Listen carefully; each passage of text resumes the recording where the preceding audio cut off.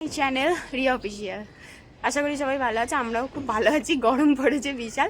আমি আর আমার বোন বেরিয়ে পড়েছি এখন মামার বাড়ি যাবো বলে। আমার মামার বাড়িতে অন্নপূর্ণা পুজো হয়, অনেক বছরের পুরনো পুজো। কালকে তো মা চলে গেছে, আমার অফিস ছিল বলে আজকেই ছুটি নিয়েছি, সেই জন্য আজকে সকালেই যাচ্ছি। তো চলো দেখা হচ্ছে। চলো, এই দেখো পুজো হচ্ছে। একদম পুরনো ঘর যেখানে হয়ে থাকে পুজোর জোগাড়।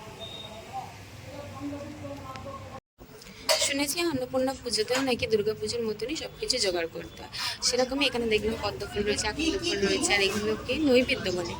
নৈবেদ্য আমার মাই সাজিয়েছিল সব, আরও সবাই ছিল মামার বাড়ি। এখানে একটা দিদি আর আমার মামিরা সব জোগাড় করছিল, মামিরা ছিল, মাসিরাও ছিল। এই যে মাসিমা আমি সবাই মিলে পুজোর জায়গায় রয়েছে, আর ভিতরে মায়েরা জোগাড় করছে। মা উঠেছিল অনেক ভোরে, আমি যতটা শুনেছিলাম। আমি তো গিয়েছিলাম অনেকটা বেলায়, তাই আমি জানতাম না যে কখন উঠেছে। পুরো আগেকার দিনের যেমন ঘর হয়, শহরের ঘর, সেরকম রয়েছে। আমি আর আমার বোন বসে রয়েছি, নিচে পুজো চলছে। আর গরমে ভালো লাগছিল না, তাই জন্য ওপরে একটু বসতে এলাম। আর আমি কাটবো দণ্ডি আজকে। গেল বছরও কেটেছিলাম, এই বছরও কাটবো, ইচ্ছা আছে 4 বছর কাটবো। সেই জন্যই আমি বসে আছি, যখন হবে তখন যাব, আর তখন ভিডিওটা বোন কন্টিনিউ করবে। তো তোমরা দেখতে থাকো। এখানে হচ্ছিল দুপুরের খাবার তৈরি, লোক রাখা ছিল, তারাই রান্নাবান্না করছিল। লুচি, আলুর দম, ছোলার ডাল হয়েছিল। তারপরে বেলা অনেকটা হয়ে গেছিলো, প্রায় 3টে বেজে গেছিলো, রোদ্দুর প্রচণ্ড পরিমাণে বেড়ে গিয়েছিল। এখন আমরা যাচ্ছিলাম মনসা পুজো করে গঙ্গার দিকে। গঙ্গার ঘাট একদম আমার মামার বাড়ির পিছনেই, ওখান থেকেই স্নান করে ওখান থেকেই দণ্ডিটা কাটবো। এই আমরা চলে এসেছিলাম গঙ্গার ঘাটে। আগে গঙ্গা পুজো হচ্ছিলো, সেজন্য আমরা দাঁড়িয়েছিলাম। গঙ্গা পুজো সম্পূর্ণ হওয়ার পরে আমি, এটা আমার 1 থেকে 1 বছরের ছোটো মামা হয়, কিন্তু আমরা দুজনে স্নান করলাম, আমরা দুজনেই দণ্ডি কাটি। ও তো অনেক বছর ধরে কাটছে, আমার এটা নিয়ে 2nd বছর, ইচ্ছা আছে আরও সামনে 2 বছর কাটেন। যাই হোক, মা এখানে জল দিচ্ছিল আগে, আর আমি দণ্ডি কাটছিলাম।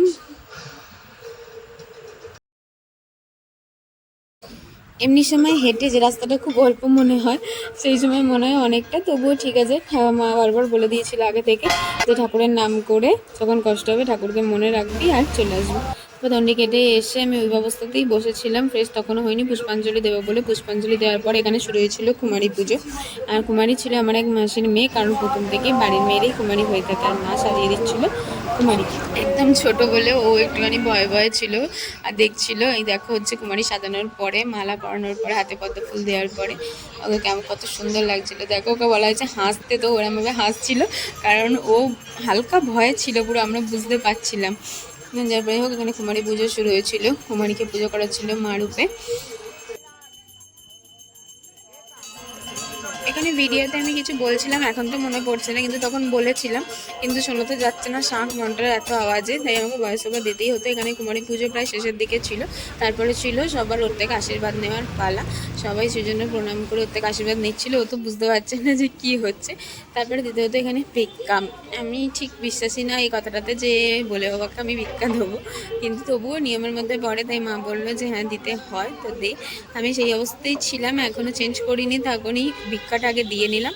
ভিক্ষা দেওয়ার পরে হতো 108টা প্রদীপ জ্বালানো আর ধুনো পড়ানো। আর এবছর আমার মাই ধুনো পড়িয়েছেন, তার কারণ এবছর দিদার ছিল শরীর খুব খারাপ, আগে থেকেই শরীর খারাপ ছিল, আর পারতও না। দণ্ডিও কাটতো দিদা, আর ধুনোও পড়াতো দিদা, কিন্তু এবছর তো কোনোভাবেই পারতো না, সেজন্য মাই করতে। এখানে শুরু হয়ে গেছিলো 108টা প্রদীপ জ্বালানো, সবাই মিলে 108টা প্রদীপ জ্বালাতে হবে। প্রদীপটা জ্বালানোর পর দেখতে সবথেকে বেশি আমার ভালো লাগে। যারা যারা আমার ফেসবুকে আছো, ইনস্টাগ্রামে আছো, এবং ইউটিউব শর্টসেও হয়তো দেখে থাকবে ভিডিওটা আমি ছেড়েছি, কেমন হয়েছে অবশ্যই কমেন্ট করে জানিও। এখানে ধুনো পড়ানো শুরু হয়ে গেছিলো, কারণ বেলা অনেক হয়ে গেছিলো, প্রায় 4টে বাজতে যায়, সেজন্য খুবই তাড়াতাড়ি হচ্ছিলো সব কিছু। তারপরে শুরু হয়েছিল আরতি, এই সমস্ত কিছু মিথ্যে মিথ্যে পুজো। এবারে খুবই দেরি হয়ে গেছিলো, মিথ্যে মিথ্যে প্রায় 5টা বেজে গেছিলো। বসলাম, এখন বাজে বিকাল 5:30, এই একটু আগেই পুজো শেষ হলো। তো আমি এই বাড়ি এলাম, আর একটা দাদুর বাড়ি এসে ফ্রেশে একটুখানি বসলাম, আবার সন্ধ্যাবেলা যাব। চলো সন্ধ্যাবেলা কী কী হয় তোমাদেরকে দেখাচ্ছি। আমি যখন রেডি হয়ে সন্ধ্যাবেলা আসি, সেটা সন্ধে ছিল না, অনেক রাত হয়ে গিয়েছিলো, কারণ আমি উঠে আসতে পারিনি। তারপরে এখানে শুরু হয়ে গেছিলো চাঁচর। এটাও বহু পুরোনো নিয়ম, গঙ্গার ধারে গিয়ে এইভাবে আগুন জ্বলিয়ে চাঁচর হয়। তো এই বছরে সেটাই হয়েছিল। অনেক রাত হয়ে গেছিলো, তখন 10টা বেজে গেছিলো।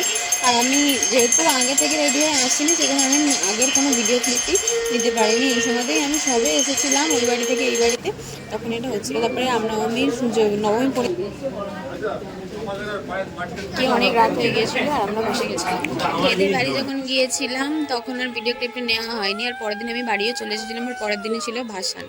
তো আমি সবাইকে বলেছিলাম ভিডিও ক্লিপগুলো নিয়ে পাঠাতে, তারপরে আমি ভিডিওটা পুরোপুরি এন্ড করবো, যখন দেখাচ্ছি পুরোটাই দেখাবো, আমি থাকি বা সেখানে বা না থাকি। সেজন্য সবাই আমাকে ভিডিও ক্লিপটা নিয়ে পাঠিয়েছিল। এখানে হচ্ছিল মায়ের বরণ, গণকাঞ্জলি নেওয়া, আসছে বছর আবার হবে এই বলে মাকে বিদায় জানানো, আর সাথে অবশ্যই এটাও বলা যে সবাইকে ভালো রেখো, সুস্থ রেখো। সেইভাবে এখানে বরণ হচ্ছিল, মা এখানে মিষ্টি খাওয়াচ্ছিল, আর তারপরে ঠাকুর বেরিয়ে গিয়েছিল। যতটা আমি এখানে বুঝতে পারছি ভিডিওটা দেখে ততটাই ভয়েস ওভার দিয়েছি, কারণ আমি তো সেখানে ছিলাম না, আগেই বললাম।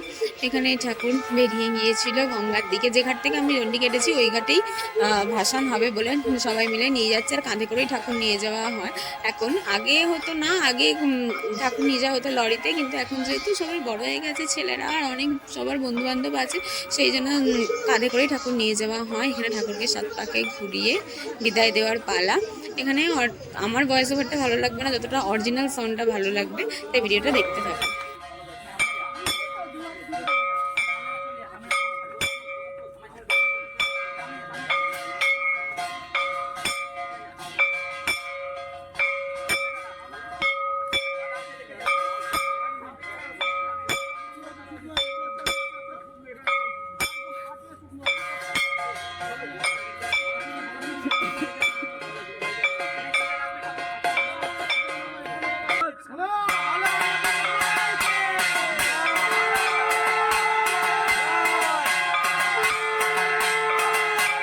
আসছে বছর আবার হবে এই বলে মাকে বিদায় দেওয়ার পালা। দশমীর দিন দেখবে যে কোনো ঠাকুরেরই মুখ সব থেকে বেশি সুন্দর লাগে। আমার তো সব থেকে বেশি ভালো লাগে যখন দুটো গালে সিঁদুর পড়ে। যাই হোক, মা আবার আসছে বছর, আবার হবে, আবার আসবে, এই বলে বিদায় দেওয়া মাকে। দুদিনের আমার মামার বাড়ির অন্নপূর্ণা পুজোর ভিডিওটা কেমন লাগলো অবশ্যই সবাই জানিও, আর আমার চ্যানেলটাকে সাবস্ক্রাইব করে দিও, লাইক করে দিও, কমেন্ট করে দিও, আর ভিডিওটা ভালো লাগলে শেয়ার করে দিও। টাটা।